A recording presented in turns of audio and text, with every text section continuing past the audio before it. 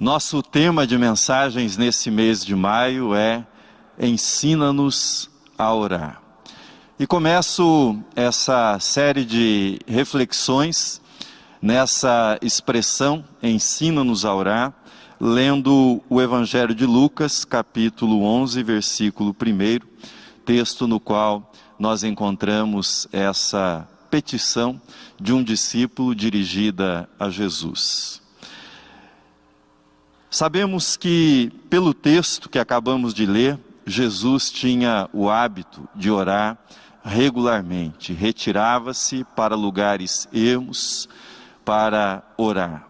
Sabemos que seu exemplo levou um dos discípulos a pedir-lhe que ele, Jesus, os ensinasse a orar, como João Batista havia ensinado seus discípulos.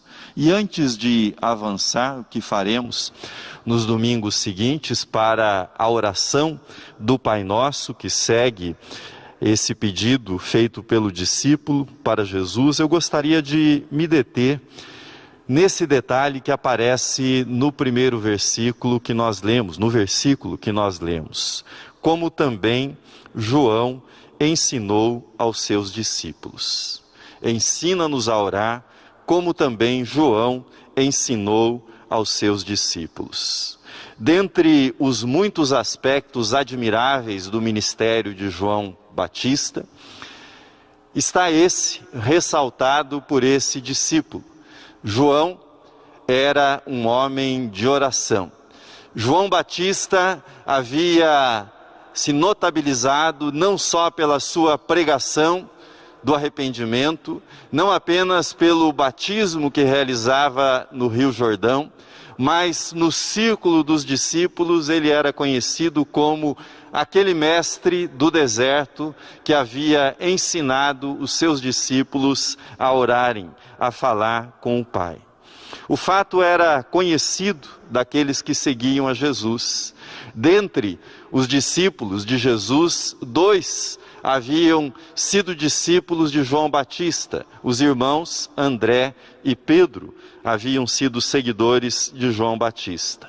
A vida e ministério de João e Jesus caminharam paralelamente segundo aquilo que nós encontramos registrado nos evangelhos. O anjo Gabriel anunciou o nascimento de João Batista para o seu pai, Zacarias, e 6 meses depois, Gabriel foi até a jovem Maria para anunciar o nascimento de Jesus.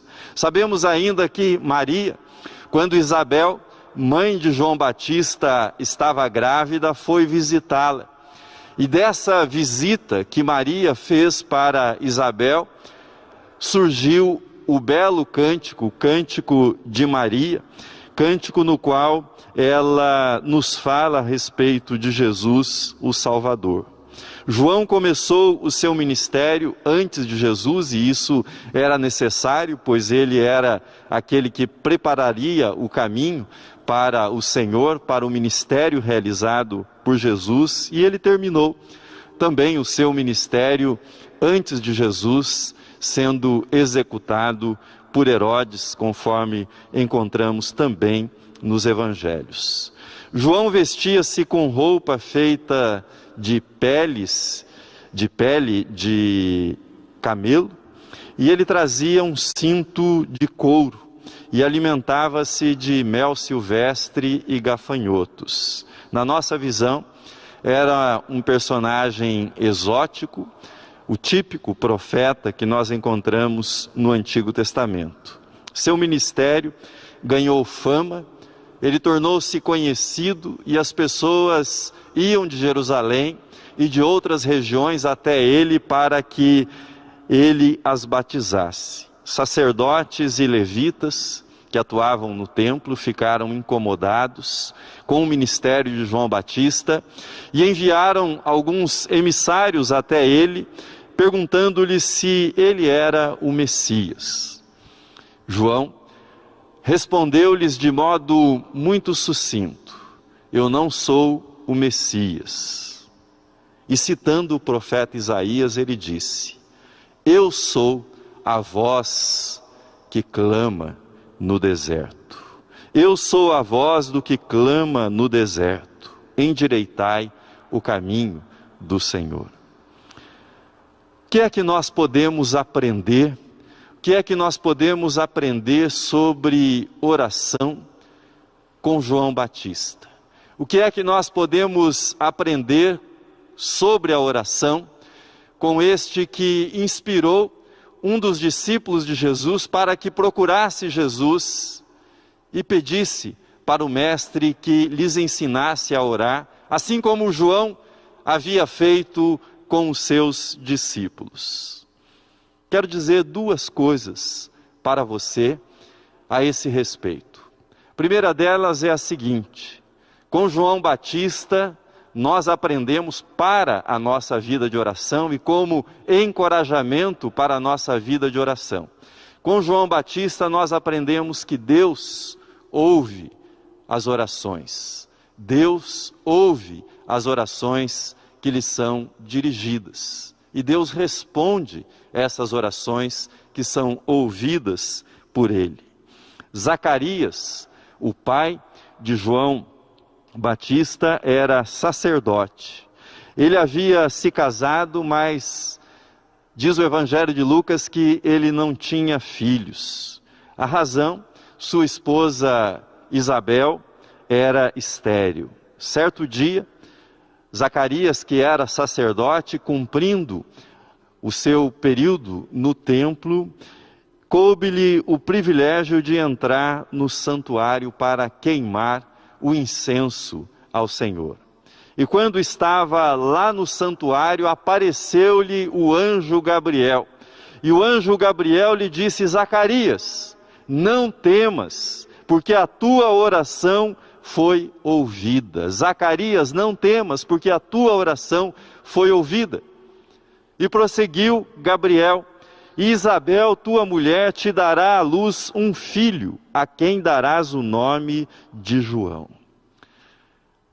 Zacarias ficou abalado com aquela aparição do anjo, ficou mudo durante toda a gravidez de Isabel, e quando o menino nasceu, queriam dar ao menino o seu nome, Zacarias, mas ele, segundo aquilo que havia sido instruído, impediu que o fizessem, e pedindo uma tábua, escreveu qual deveria ser o nome do menino, João. E quando ele o fez, os seus lábios ficaram desimpedidos e ele começou a falar e começou a louvar a Deus daquele momento em diante, causando grande surpresa nas pessoas que estavam ali. João Batista, portanto, o profeta, João Batista era ele mesmo uma resposta de oração do seu pai e da sua mãe. Certamente o menino cresceu ouvindo a história do seu nascimento, como o seu nascimento era uma resposta de oração, uma oração atendida feita pelos seus pais. Ele aprendeu como era costume em toda a família israelita, ele aprendeu as suas primeiras orações com seus pais e mais tarde tornou-se ele mesmo um praticante da oração e um mestre do deserto que ensinava os seus discípulos a orarem também, e fato pelo qual ele se tornou também conhecido. A tua oração foi ouvida, Zacarias. A tua oração foi ouvida. Aprendemos com João Batista que as nossas orações, elas são ouvidas. Mas quando nós lemos o relato do Evangelho de Lucas, nós descobrimos que Zacarias e Isabel já eram idosos, não eram mais jovens quando eles obtiveram essa resposta para a oração. Isso me faz pensar por quanto tempo aquele casal orou pelo filho que eles haveriam de ter. 5 anos, 10 anos, 15 anos, 20 anos, 30 anos, não sei por quantos anos aquele casal dirigiu a sua oração a Deus, mas aquela oração, dirigida de modo perseverante, foi ouvida e foi respondida no tempo estabelecido por Deus. Diz o texto no Evangelho de Lucas: Isabel, tua parenta, igualmente concebeu um filho na sua velhice, sendo este já o 6º mês para aquela que diziam ser estéril. E o versículo de número 37. Um dos maiores encorajamentos à vida de oração. Porque para Deus não haverá impossíveis em todas as suas promessas. Porque para Deus não haverá impossíveis em todas as suas promessas. A tua oração foi ouvida, disse o anjo para Zacarias. Quantos anos eles oraram? Quantos anos eles esperaram? Não sabemos, mas certamente foram muitos anos. Quero me dirigir para você. Você que está cansado, você que está se sentindo sem forças, você que está desanimado, você que talvez tenha desistido das suas orações, não desista. Não desista. Continue perseverando nas suas orações. Será que adianta orar? Será que adianta perseverar na oração? A resposta de Zacarias é: Deus ouve as nossas orações. A resposta do anjo Gabriel é: Deus ouve as nossas orações. A resposta de Isabel é: Deus ouve as nossas orações. E João Batista é o testemunho que Deus ouve as nossas orações. Escreve o evangelista Lucas que todos que ouviram a história da oração respondida, a oração de Zacarias e Isabel, todos que ouviam essa história guardavam isto no coração e diziam para si mesmos: que virá a ser, pois, este menino? E a mão do Senhor estava com ele. Que virá, pois, a ser este menino? E a mão do Senhor estava com ele. Então, o primeiro ponto é: Deus ouve as nossas orações. Deus ouve as orações que são dirigidas a Ele de modo perseverante pelos seus filhos. Segunda afirmação que eu quero compartilhar com você nesta manhã.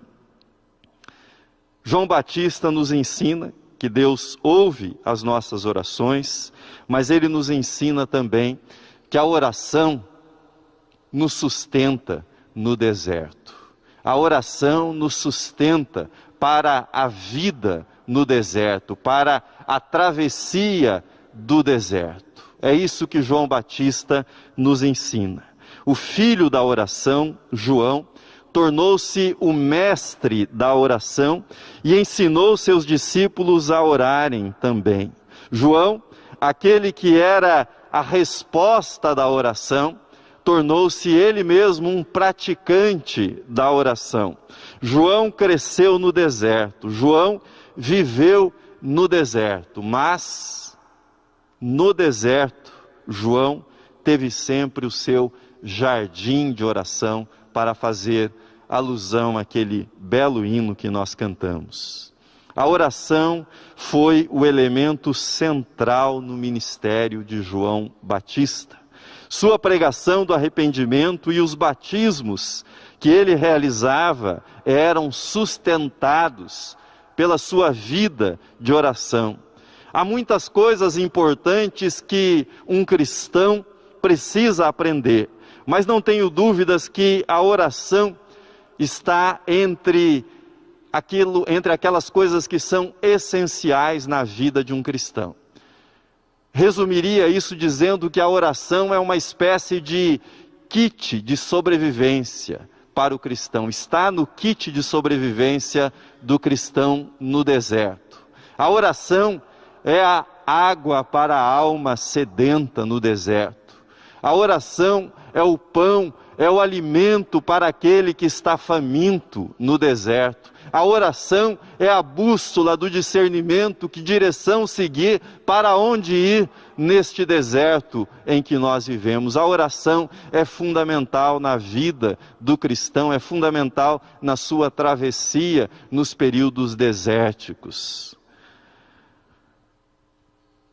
O deserto pode ser, e é mais comum, nos referimos a ele como espaço, como lugar geográfico. Mas o deserto também pode ser o tempo. Ele pode ter e tem essa dimensão temporal. O momento que nós vivemos pode ser comparado a um deserto, sem nenhum exagero. Na Bíblia, o deserto é o lugar em que a nossa fé é provada. O deserto é o lugar da tentação, é o lugar da solidão, é o lugar da luta.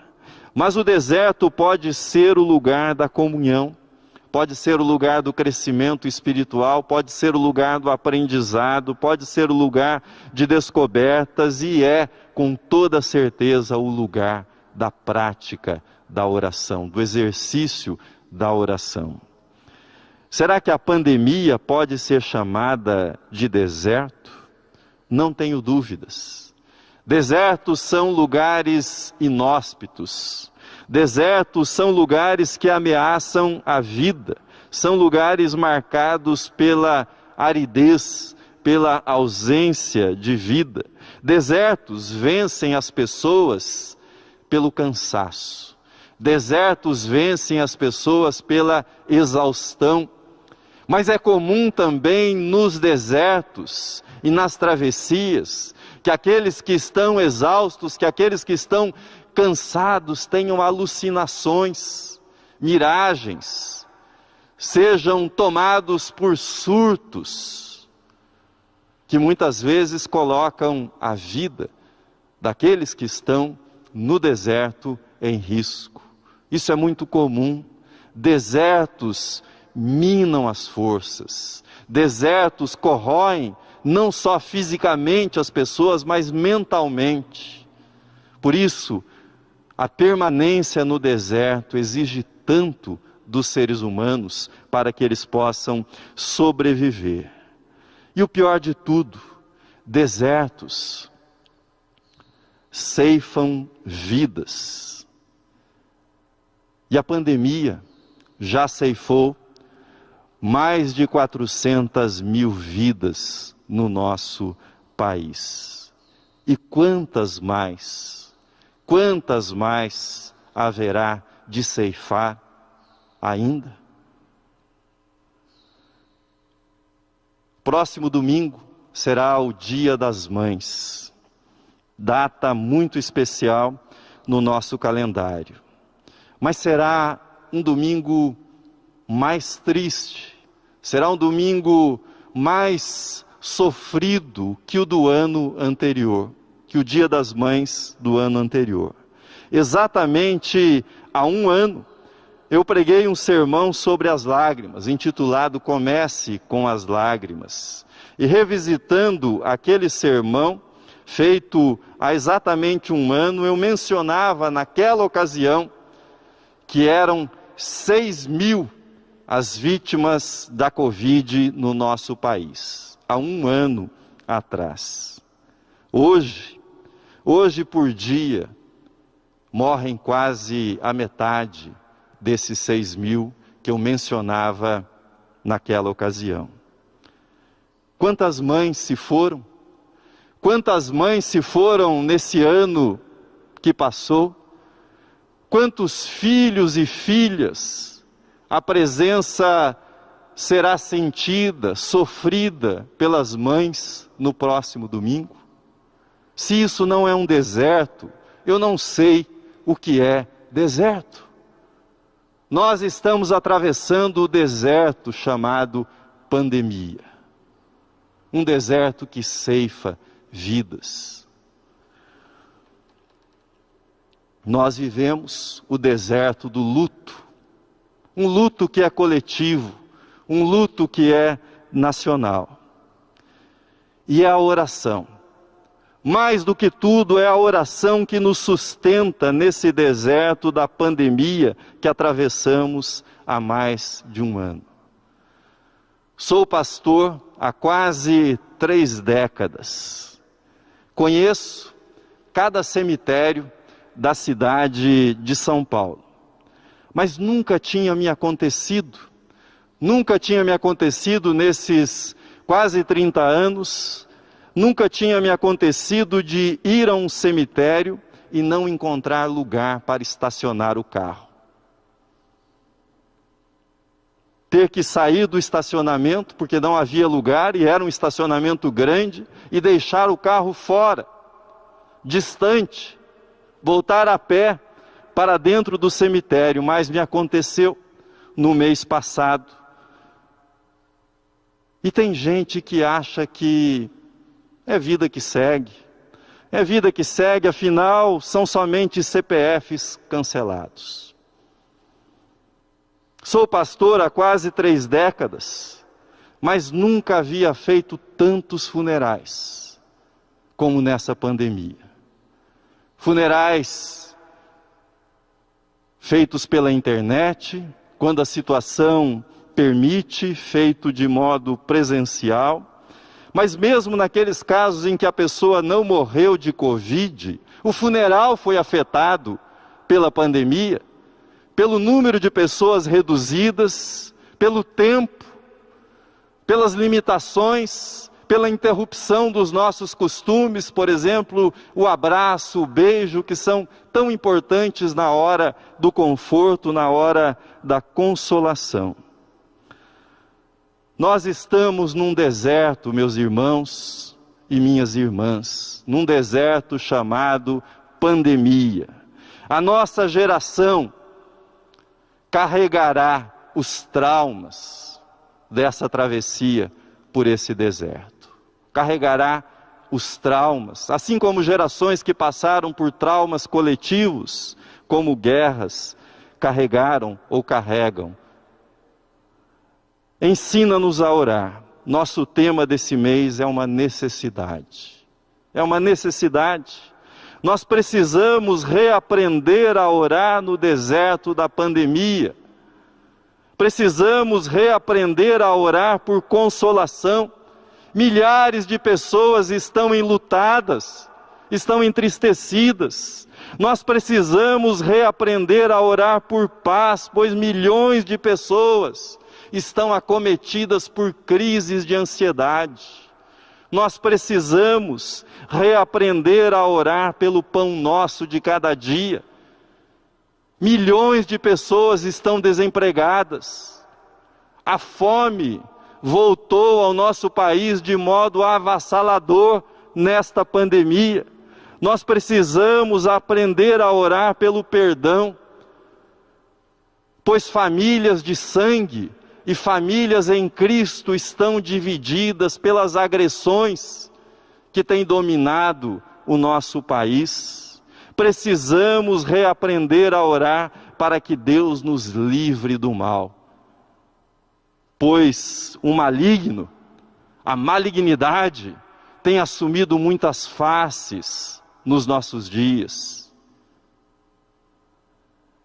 Nesse mundo secularizado que nós vivemos, eu sei que muitos se perguntam: é só oração no deserto?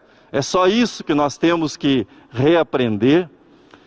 Com o profeta que se vestia de pelos de camelo e cinto de couro, nós aprendemos que não há oposição entre ação e oração. Pois a oração é ela própria uma ação que sustenta as outras ações que nós praticamos. Esse profeta exótico, João Batista, que vivia no deserto e era admirado pelo modo como havia ensinado os seus discípulos a orar, ele foi, por excelência, um homem de ação. Ele começou, por meio das suas ações, a abalar o sistema religioso e o sistema político de Jerusalém. Deixe-me explicar para você por que João batizava no Jordão. Às vezes nós ficamos lendo, ouvindo que João batizava no Jordão, mas não entendemos por que ele fazia isso. Os peregrinos que iam para Jerusalém, que iam para o templo, segundo as tradições judaicas, eles tinham de realizar batismos, que eram na verdade banhos rituais, para que estivessem purificados e purificados pudessem adentrar o templo e fazer o seu sacrifício, fazer a sua oferta, prestar o seu culto, a sua adoração a Deus.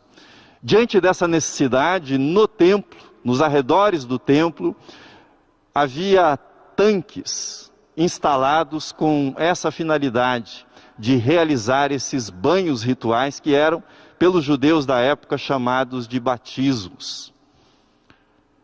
Acontece que esses banhos não eram de graça, as pessoas tinham que pagar. E muitos peregrinos que iam ao templo eram pobres, tinham muita dificuldade e não conseguiam pagar pelo banho ritual e com isso não conseguiam adentrar o espaço reservado para eles no templo. Mais um detalhe, alguns sacerdotes, alguns fariseus construíam nas suas casas tanques especiais para esses banhos rituais. E quando chegava alguém rico, alguém importante em Jerusalém, eles convidavam para um banho especial na casa deles.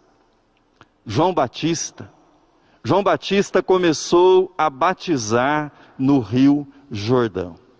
E com o seu batismo, que não custava nada para ninguém, ele estava denunciando aquele grande comércio que havia se transformado o templo em Jerusalém. Lembre-se que Jesus, quando virou a mesa dos cambistas, fez essa denúncia também, dizendo que a casa de oração havia se transformado num covil de ladrões e salteadores.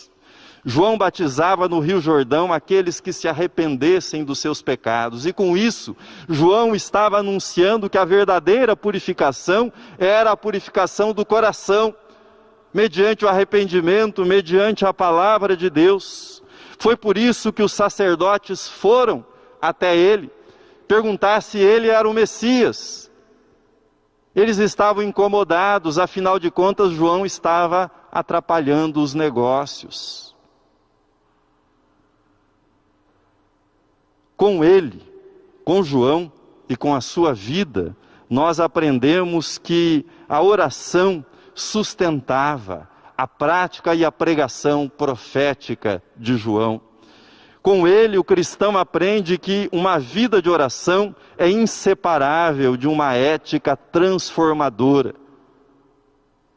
Era o que João ensinava, por exemplo, para as pessoas que iam até ele para serem batizadas e perguntavam o que é que nós devemos fazer, como é que nós devemos viver de agora em diante. E João respondia: se tiverem 2 túnicas, deem uma a quem não tem. Se tiverem comida, dividam com quem passa fome. Os cobradores de impostos também iam para ser batizados e perguntavam o que é que nós devemos fazer. E João respondia para eles: não cobrem impostos além daquilo que é exigido. Iam também até João os soldados e perguntavam: e nós? O que é que nós devemos fazer? E João respondia: não pratiquem a extorsão, nem façam acusações falsas. Contentem-se, vivam com o salário, com aquilo que vocês ganham. João, o mestre do deserto, nos ensina que a oração, ela é inseparável. Ela é inseparável da justiça. A oração é inseparável da solidariedade, da generosidade. A oração é inseparável da simplicidade. E essas são virtudes. Essas, justiça, solidariedade, simplicidade, são virtudes que precisam ser fortalecidas nessa pandemia que nós atravessamos. Por isso a vida de oração é tão importante nesse momento que nós vivemos. termino. Como está a sua vida de oração? Como está a sua vida de oração? Você está desanimado na sua vida de oração? Pelo que você tem orado? Quais são os seus motivos de oração nesse deserto da pandemia?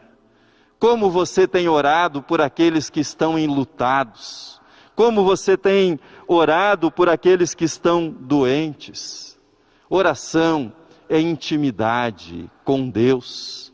Oração é proximidade com Deus. Oração é identificação com o sofrimento, com os padecimentos daqueles que estão ao nosso redor. Oração é comunhão com a criação do próprio Deus.